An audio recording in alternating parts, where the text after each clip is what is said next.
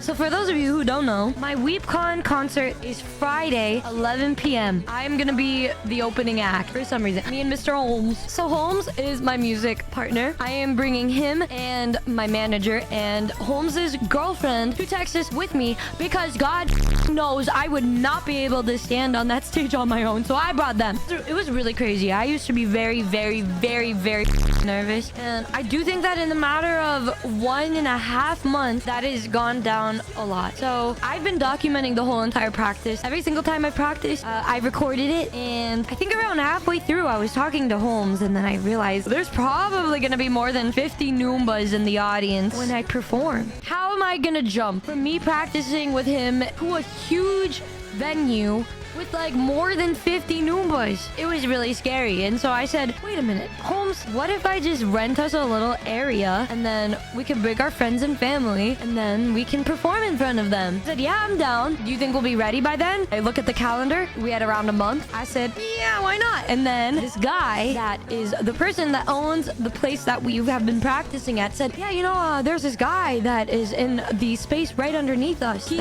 usually rents this place out for people to perform there. I said, oh, you want to get me in contact with this guy? He said, yeah, why not? And so I got in contact with this dude and he let me take a look at this place and it was perfect. He said, yeah, let me know if you want this because I'm going to be going in for neck surgery tomorrow. So I want to make sure I have all of this down and set and ready to go. I said, I'll take it. So then it was set. March 23rd was going to be my mock performance. And then the Friday after that is the WeepCon performance. And can I just say, guys, I am so glad that I decided to do this because I got a message from Pharaoh. Pharaoh's the CEO of Uwu Market, the one that's been coordinating with me. And he sent me this. He's like, yeah, look how cute it is. I was like, are you fucking kidding me? When I saw this, I know that it's not going to be completely full, but there is capacity of 2,000 people. They're saying there's going to be at least 500 people there. I go, okay, oh yeah. And then I finally met Holmes's girlfriend and I shook her hand. I'm like, girl, I know you're here for him, but you're gonna have to be here for me too. We're gonna have to be besties this week, girl. I need some moment support.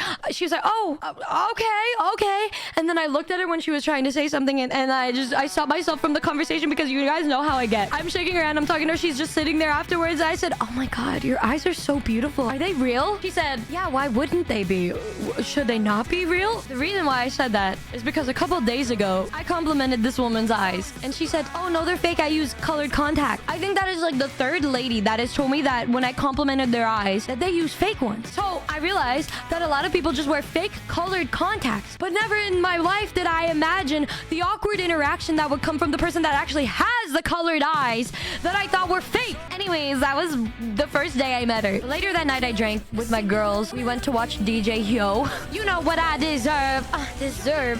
And I was just studying the way that DJ Hyo was interacting with her audience. And I was thinking to myself exactly what I need to do for my next performance. So Saturday comes along. First thing that happens is I wake up and I'm like, damn, I drank a lot last night. But then I get a text from Kamimi saying, oh my God, I landed. And I just decided to book a hotel for Kamimi by my house because I didn't want to drive over to the place by her airport. And so I tell Kamimi to meet me at the hotel that I got her. We go in and there's just this man typing away at his keyboard and I'm there. He looks at me. He acknowledges my presence and he just continues typing. And so I assume he's busy. And I'm just waiting for him to stop whatever he's doing. 5 minutes. I'm standing there. After a couple more moments, he looks at me again and he goes, oh, did you need something? Did you think I was just standing there for fun? Did you think I was just fucking standing there because I wanted to stand there? I felt a little baffled at this point. I just go, yeah, I was wondering if there's like early check-in. He said, no, none of the rooms are available. And I go, okay, have a good one. And then I just walk outside. And mind you,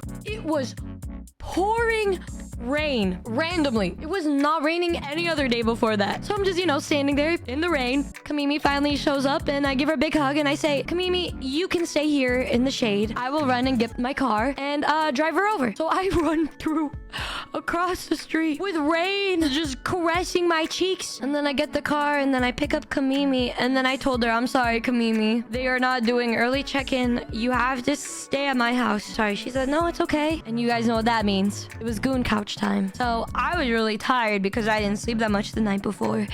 Kamimi straight up didn't sleep the night before, so she was ready to sleep. So I told her that she could use the goon couch. And she was spreading misinformation on purpose. This specific tweet right here. Numi put me on the goon couch. No.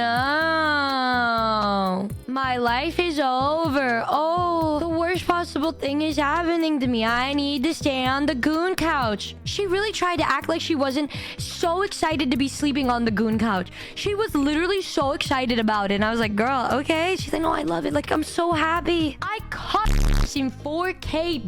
Also, this one comment is crazy. That one couch has so much VTuber DNA on it, it's getting ready for its own debut. So we both knock out and take our nap, and then I take her and I check her into the hotel, and then I go back to home to shower and get ready. And then I felt it. I felt like throwing up. I felt the anxiety. I was horrified. I was scared. It all kind of came into my brain, and I realized, oh God, I'm about to perform in front of around 35 of the closest people in the world to me. And I got really scared after that. I'm driving over to pick up Kamimi. I said, hey, Kamimi. Like, hi, how are you? I said, I'm not good. So I'm gonna die. It's over for me. And she said, oh my God, I get what you mean though. It's hard. I'm like, yeah.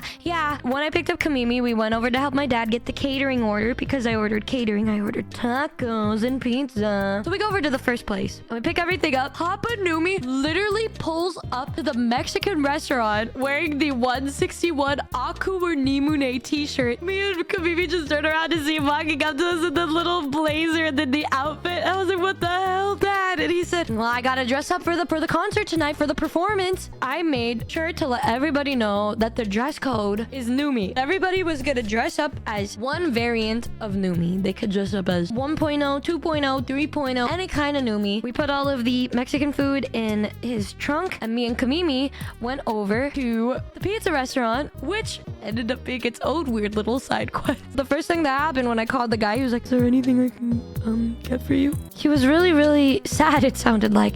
And in the background, I heard a woman yelling at the top of her lungs about some Karen or something. We didn't think much of it. We still pulled into the place, and Kamimi said, I'll just go stay here in the car. You can go get the pizza. So I go into the pizza store on my own to go pick up the pizza, and the guy's there. Sure enough, he does look very sad. I paid for the food, and then I'm just standing there, and the woman that was yelling in the background comes up behind him and says, don't take this the wrong way, but you're really pretty. I said, oh, thank you. Yeah, are you seeing anybody? Are you single? And I look at her and I said, no, I'm not. She said, oh, then you should go date him then. This man, I look over at him and he looks as though anything in this world that he has ever loved was taken away from him. He had no light in his eyes. Everything was gone. A shell of a man. And I just look at her and I go, and I tell myself, surely that's the end of it. He opens her mouth again and says, yeah, I just wanted to let you know, like, you're like really pretty. You're way better than him though. He couldn't get anything. Like, he's nothing. And I look over at him with this look of remorse. I felt so fucking bad. I said, no, I'm sure he's... She just interjected again. She said, I'm straight. I said, oh,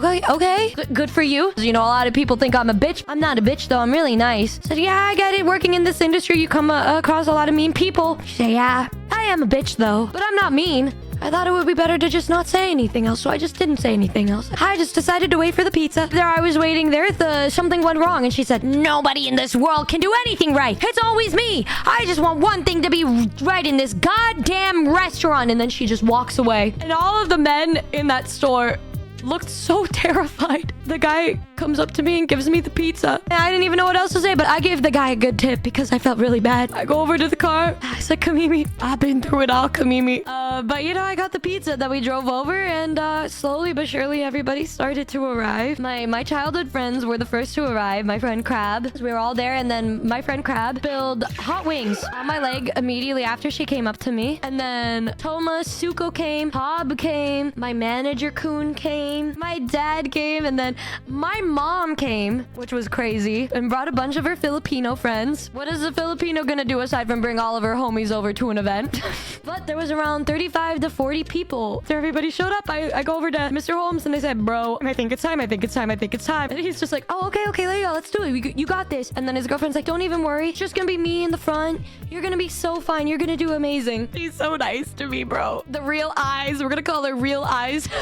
Before I do it was time to perform. And I don't even remember what I said, but I was like, hey, y'all. Hey.